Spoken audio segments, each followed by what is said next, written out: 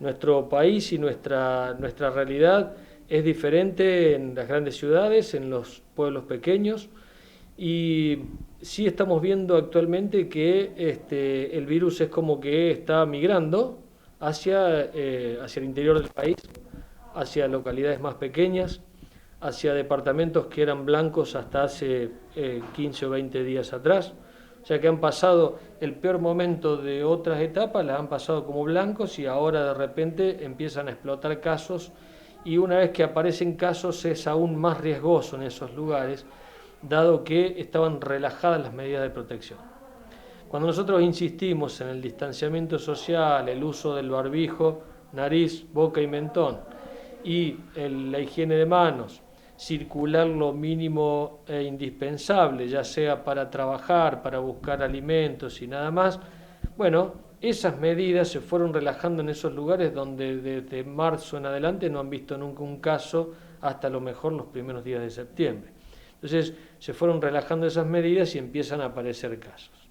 Esos casos lamentablemente se dan por reuniones que quizás son no recomendadas, vamos a decirlo de ese modo, reuniones donde no se cuidan las medidas estas básicas y además hay mucha gente. Entonces el riesgo de contagios masivos es importante y ahí es donde ocurren estos problemas en los pueblos pequeños del interior. El cuadro clínico fue muy variable en todo el mundo, inclusive esto de pacientes asintomáticos se han visto también en Europa, se han visto en China, se han visto en el sudeste asiático bastante. El tema básicamente, aparentemente, tendría que ver con la carga viral, con la cantidad de virus con la que uno se contagia.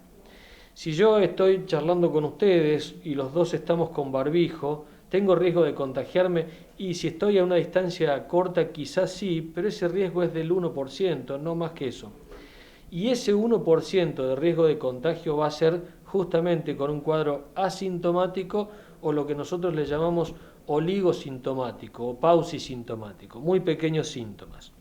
Ahora, si yo, por ejemplo, estoy trabajando en una terapia intensiva con pacientes COVID, y ese es el riesgo que tiene el personal sanitario, la aerosolización, la cantidad de virus en esos lugares es mucho más importante, y quizá tenga que ver eso en que los cuadros clínicos son más graves, inclusive con más presencia de neumonías bilateral, con neumonías que afectan los dos pulmones, como pasa en la gente de la tercera edad, por ejemplo. Es imposible evaluar un pico a futuro cuando es solamente hacer futurología, porque en realidad yo no puedo manejar estrictamente la conducta de la gente, no puedo manejar la conciencia social, no puedo manejar el grado de contagio, no puedo manejar R sub 0 o RO que se llama, que es el tiempo en que aparecen la mayor cantidad de casos o que se duplican la cantidad de casos, o cuántos contagia cada infectado, que es el RO absoluto.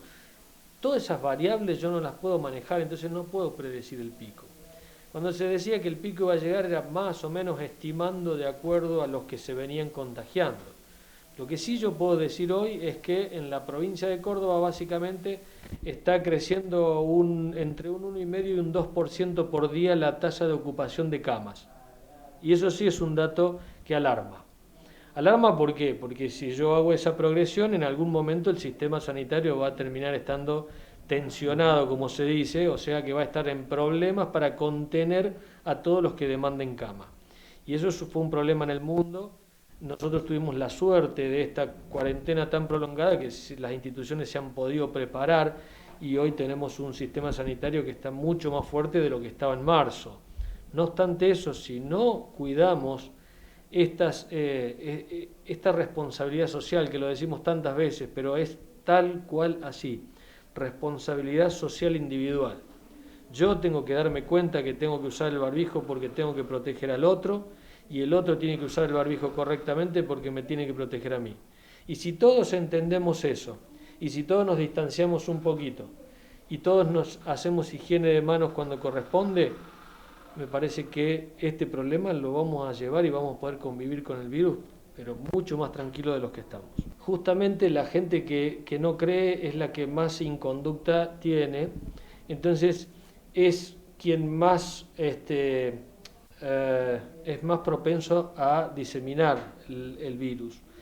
Y sobre todo porque yo siempre digo que no pensemos en el joven que se va a infectar, porque insisto en un concepto que lo venimos diciendo desde marzo. Casi entre el 60 y el 80% de los jóvenes que se infecten ni se van a dar cuenta.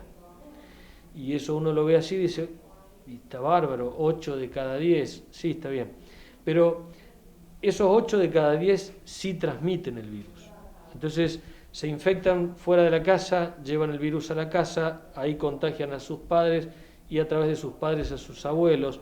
Sus abuelos son los que van a sufrir el peor momento, o la gente con discapacidades, o la gente que tiene patologías previas como cardíacas, respiratorias, diabéticos, obesos. Entonces, esa gente la va a pasar muy mal y mucha de esa gente va a fallecer lamentablemente. Entonces, hay situaciones que yo las tengo que entender desde este tipo de responsabilidad. No es por mí, sino es por mis seres queridos. No es por mí que tengo 22, 23 años, sino por mis seres queridos que pueden ser mis padres, mis abuelos, mis tíos, que ellos sí la van a pasar mal. Entonces, ahí tiene que estar esta intensificación en la conducta social responsable.